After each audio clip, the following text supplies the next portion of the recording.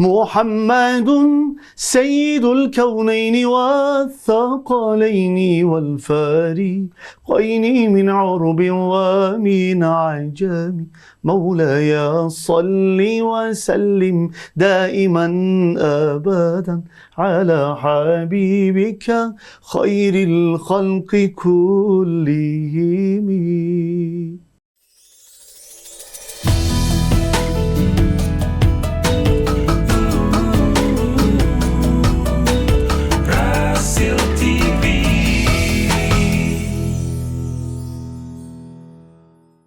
Bismillah, alhamdulillah, wassalatu wassalam ala rasulillah wa ala alihi wa sahbihi wa mawala. Assalamualaikum warahmatullahi wabarakatuh. Ikhwan akhwat yang dirahmati Allah subhanahu wa ta'ala, apa kabar? Senang sekali bisa membersamai ikhwan akhwat pada hari ini. Dan kita hari ini ikhwan akhwat kedatangan tamu spesial. Lagunya sering ikhwan akhwat tanya, bahkan sering ikhwan akhwat dengar setiap hari. Lagu beliau salah satu yang sering kita putar adalah Tabassam. Saya mau nyanyi sedikit, tapi mudah-mudahan penyanyinya tidak tersinggung ketika saya menyanyikan. Yang Sallu ala nabi wa tabassam. Sahih ya, Ki? Sahih, Masya Allah. Karena tadi waktu saya menyanyikan di awal katanya dia sampai lupa nada aslinya. Nada yang salah. Mesut Curtis, Assalamualaikum. Masya Allah. Jazakumullah khairan jaza ala husni hudurikum. Dan ada translatornya, ada Bu Rina. Saya bukan translator, saya manajemennya. Manajemen yang ada di Indonesia, ya. Jadi ini mereka dari label musiknya Awakening Record. Oh, Masya Allah. Saya Awakening Indonesia yang membawahi penyanyi-penyanyi dari Awakening termasuk Maher Zain, Raif, Haris J, dan sekarang ada Mesut Curtis. Iya, Masya Allah. Tidak asing dengan Bu Rina, Ikhwan akhwat sudah tahu semua. Karena sebelumnya sudah pernah membawa Raif ya, Raif ke sini kita ya. pernah kesini dengan Raif, Masya pernah Allah. dengan Maher Zain ya, waktu terakhir di Hotel Mandarin kita. Iya, alhamdulillah Bu Rina. Ya. Saudara kita ini, saudara yang sudah lama nggak mampir, akhirnya mampir lagi. Akhirnya mampir. Kita doakan supaya senantiasa Bu Rina sehat selalu. Karena kalau yang dirahmati Allah Subhanahu Wa Taala, kita bersama Mesut Curtis, dan kabar baiknya beliau lagi di Indonesia sekarang dan lagi ingin mengadakan show ya Bu ya. Iya. Ya, Di mana sih? Di Green Terrace di Krakatau Ballroom tanggal 2 September. Tanggal 2 September di Hari Krakatau. Sabtu besok. Sabtu ini. Iya. Waduh, ikhwan akhwat, buruan dah beli tiketnya insya Allah. Mumpung ada orangnya di sini, kita tanya-tanya tentang lagu-lagunya ya, Masya Allah. Iya. Barangkali pertanyaan pertama, kapan Pak Mesut Curtis ini mulai cinta sama dunia lagu ini? So the question is when you starting making music. Firstly, I just want to thank for your invitation. Yeah. I'm very happy to be here in Indonesia. Alhamdulillah. This is my first time here in Indonesia. Dan ini yang pertama kali nih. Iya, pertama kali. Dan langsung diwawancara sama Rasil. Ya, alhamdulillah. And I'm very excited because we are having a concert on 2nd of September. Ajib. And for the first time, and especially I will have a chance also to make an interpretation with the Indonesian musicians. So this is also a very nice experience for myself. Are you going to translate straight or should I? Dia sangat senang sekali berada di sini walaupun ini pertama kali, dan sangat ingin juga mencoba nanti mendengarkan bagaimana musik di Indonesia. But the question is when you start the music. So I'm coming to that. Okay. Insyaallah. Okay. Iya. Saya juga lupa berbahasa basi dulu sih harusnya. Insyaallah. Iya, benar-benar. Tapi ke Indonesia pertama kali? Yes. Pertama kali. Oh. First time in Indonesia. Yes. So udah pernah nyobain makanan Indonesia belum? Not yet. Belum ya? Food, Indonesian food you have not tried. After concert, inshallah. Kenapa saya nanyakan makanan? Karena makanan itu adalah suatu yang paling kita banggakan dari Indonesia. Nanti cobain makanan Indonesia, dimakan bawah pohon. Next time. Insyaallah. Jazakumullah khair. Nah, ini kan kalau kita lihat lagu-lagunya Mesut Curtis itu adalah isinya dakwah, Masya Allah. Kita kadang-kadang menerima hidayah itu nggak cuma dari ustadz, tapi juga dari musik. Nah, kita pengen tahu kapan sih Mesut Curtis ini mulai mengenal musik, dan apakah memang saat awal mengenal musik ini udah mulai niat dakwah di situ atau bagaimana? Your song is full of dakwah. Oh. So is it when you start you have the intention to make dakwah? Yeah, I started singing since when I was a child, in with the different groups in Macedonia, because I'm from Macedonia, and we were like singing like traditional songs, nasheeds, and so with the groups, local groups, we did like 2 albums together, and firstly, professionally, I did my first album on 2004 when I was in UK studying my Sharia course, Islamic Studies there in UK. So I met Brothers of Awakening. So this is how our journey started. So we had the same intention to promote the Islamic songs, nasheeds, traditional nasheeds of different part of the Muslim world. Let's say Turkey, Middle East, like Pakistan, and we combined on my first album, Salawat, all these songs in one album, and the goal was to promote our music, our traditional Islamic music in the West. So this is how our journey started. We started singing in a very specific and nice and great places in London, like Royal Albert Hall, like Symphony Hall in Birmingham, for example. This is like our first journey started.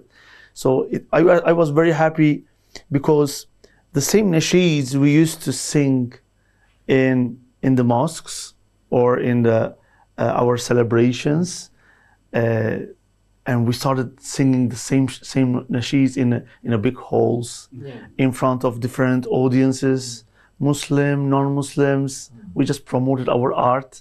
This made us very happy because the goal was to take the nasheeds to another level.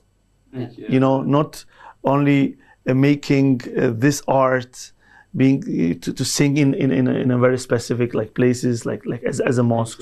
Of course, we will continue singing in the mosques.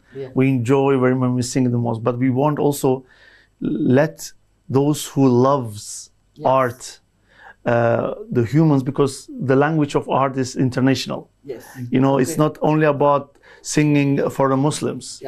Just to show your love about your prophet by singing. You will connect and you will touch to people's heart. So the way how we planned was alhamdulillah went better than we were thinking. We were just thinking to promote our Muslim Islamic let's say art, nasheeds in the West, but in only 1 year maybe time, we suddenly just found ourselves in many countries like Middle East, Turkey, North Africa, Indonesia. Yeah, I know a lot. I have lots of fans from Indonesia. So alhamdulillah, with the social media, our music started spreading. We started spreading our music in a very different countries, and subhanallah, and we ask one, we say in our language, and Allah gave us 10, maybe more than. Itu agak panjang ya terjemahinnya.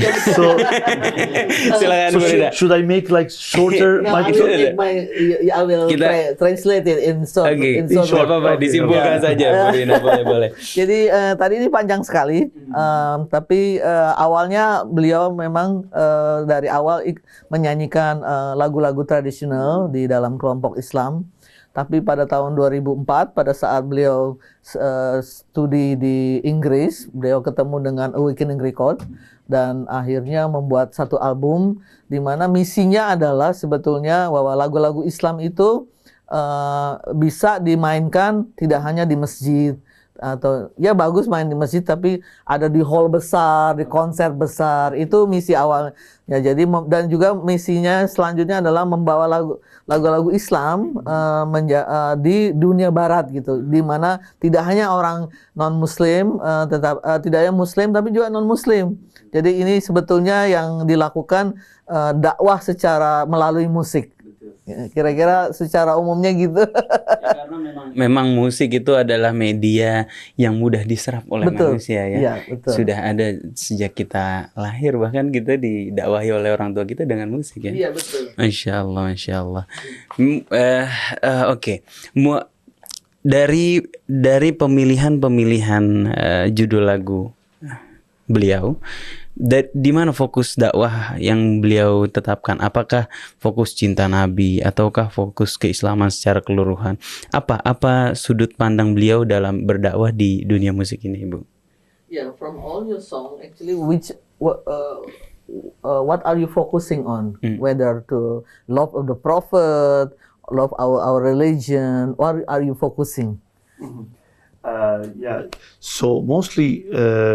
As I told you, when I started singing, I was singing like nasheeds and mada'ih, you know, so the traditional songs, nasheeds. So when we started making an album and promoting these songs in mainstream, this was one of the goals to take this nasheeds to another level, as I said from the beginning, and then. Generally speaking, you know, all my work and my focus was around this, you know, to add more songs. In each album, I added many traditional songs. You know, each album we made like a research. For example, we took a song, let's say from Middle East, a traditional. The other one, let's say from North Africa, Turkey. You know.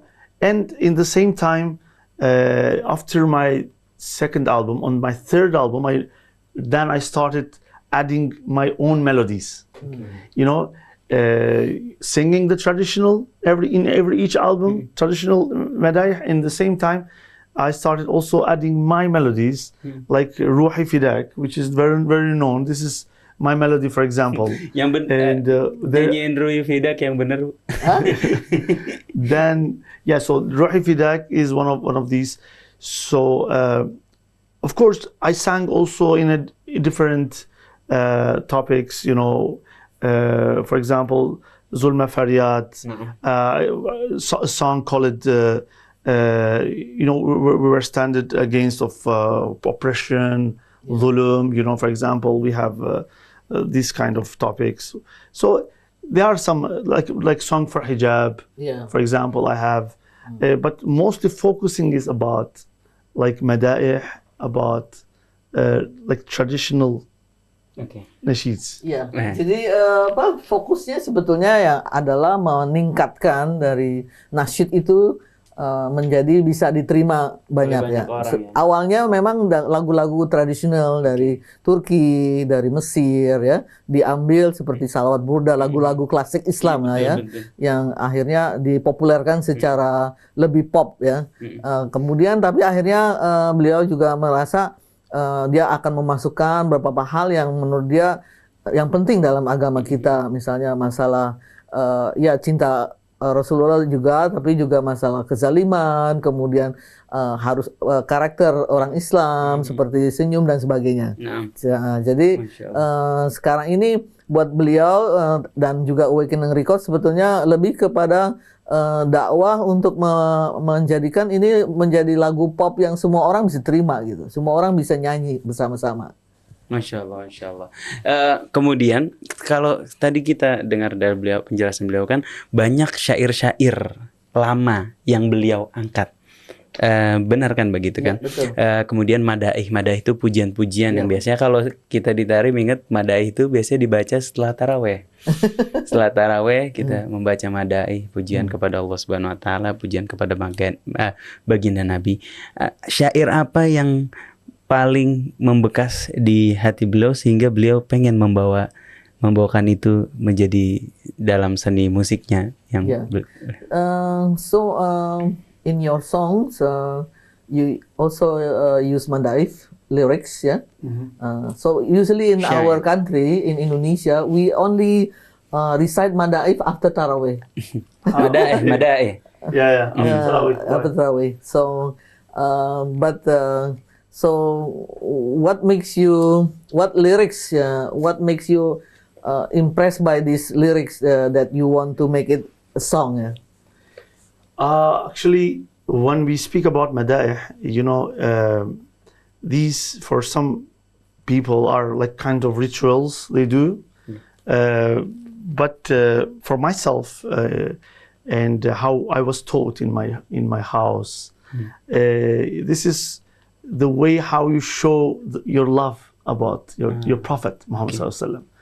And especially for us as a Muslim, to understand our deen, our faith, we really need to know firstly about our Prophet Sallallahu Alaihi Wasallam, to know about his seerah, about his life, and then after how he sacrificed just to make the message of Allah to be transmitted to us.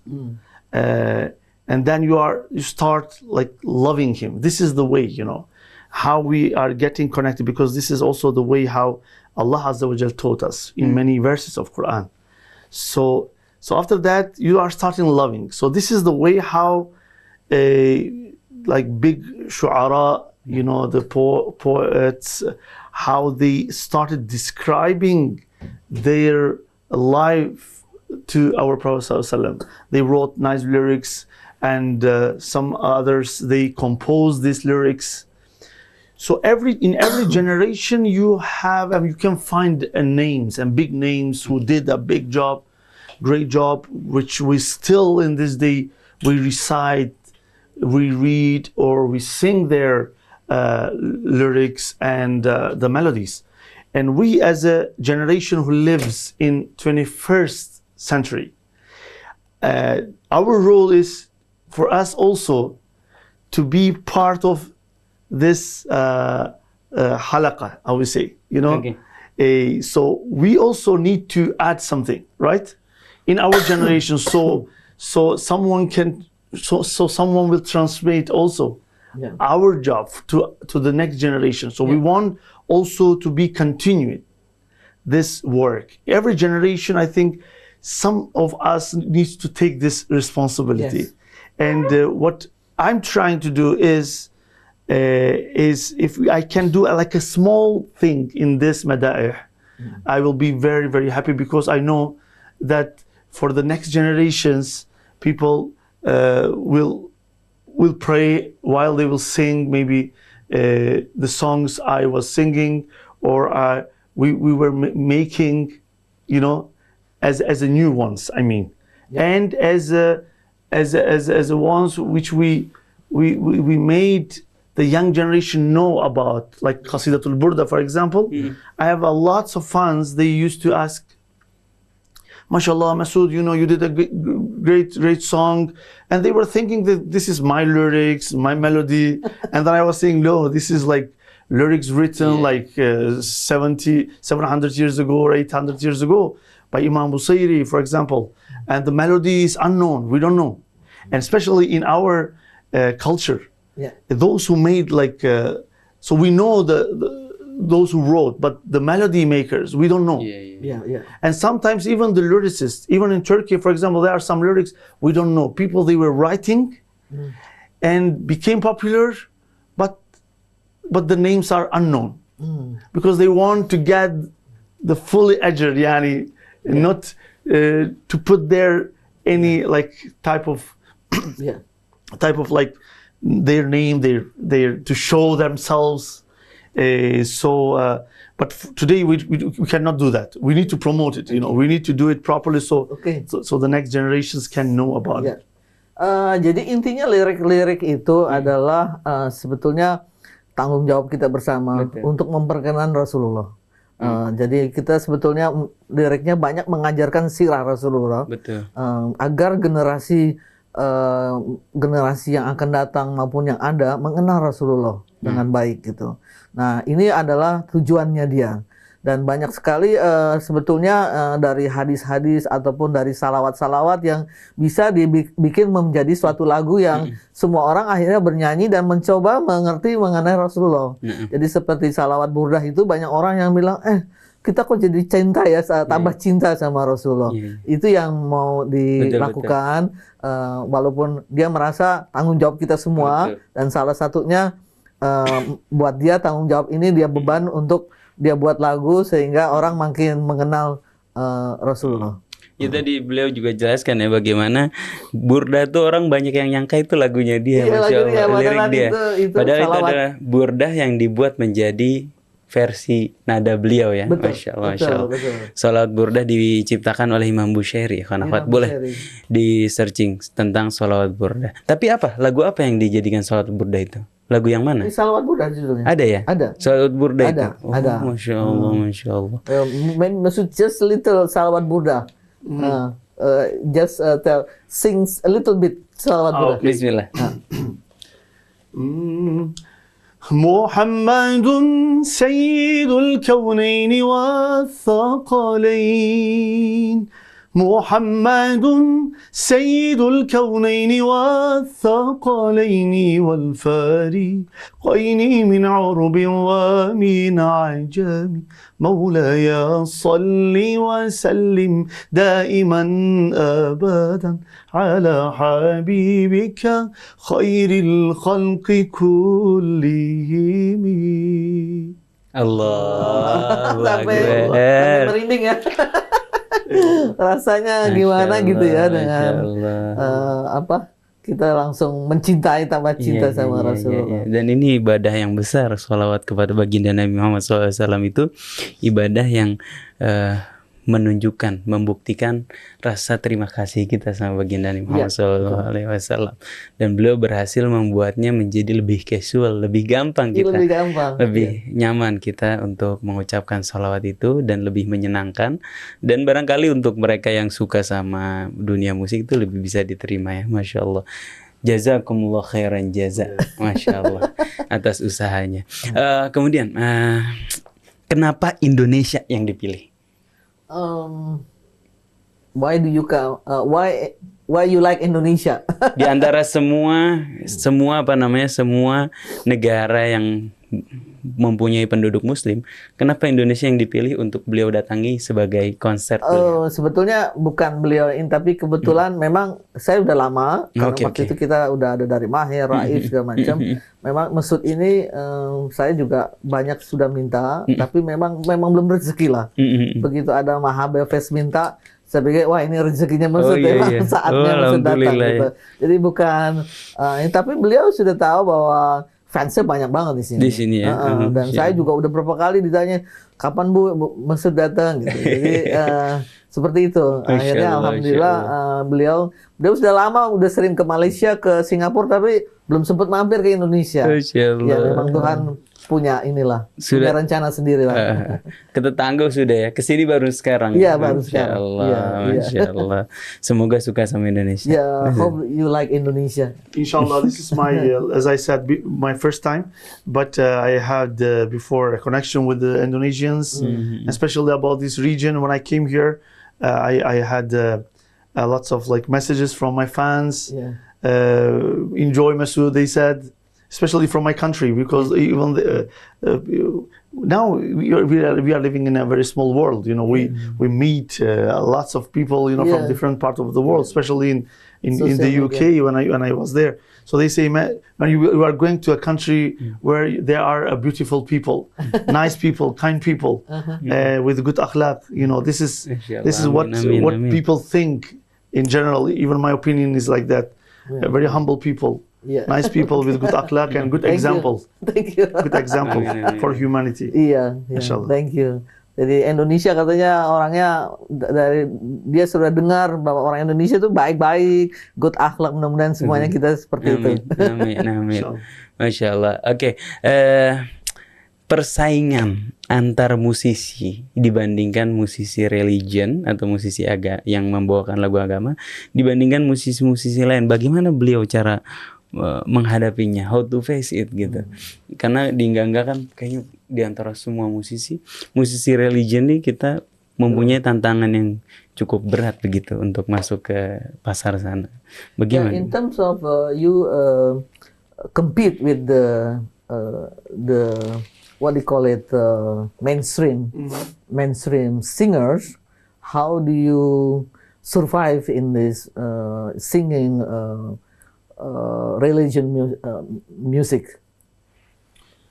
Comparing to mainstream like singers, especially when we talk about our countries like Turkey, like Balkans and Arab countries, I think what we do is the level of our music, the quality, there is no big difference.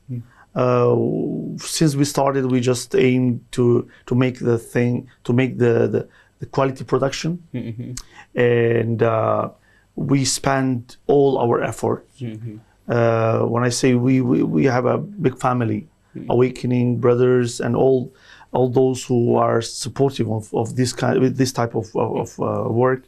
When it comes to that, we really are giving our best. So that's why many people started also taking us as a let's say type of example to do their job like properly. Because as you know, before, when I'm talking about like 15 years ago or 20 years ago, people, when they used to make let's say music in a sheet, they used to do a very low quality work, or making or an album in 2-3 days, maybe just going recording their voice and that's it.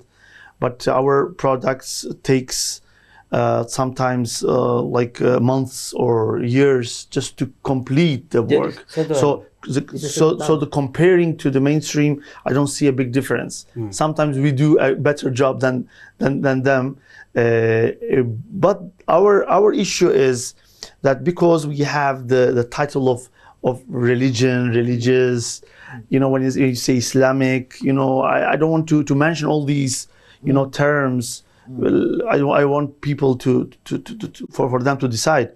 But when you go with that, in mainstream, we most of the time we feel like difficulties to enter sometimes to that market.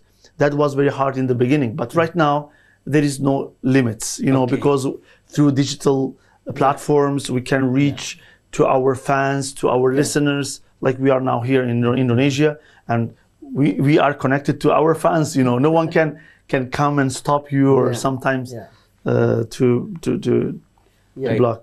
Ya, jadi untuk bersaing dengan penyanyi-penyanyi mainstream, maka sebetulnya mereka melakukan kualitas yang tinggi, yang sama dengan mainstream. Jadi mereka tidak akan pernah bisa bikin lagu yang hanya 2 hari dikerjakan, tapi bisa jadi 1 tahun gitu. Mereka benar-benar serius dan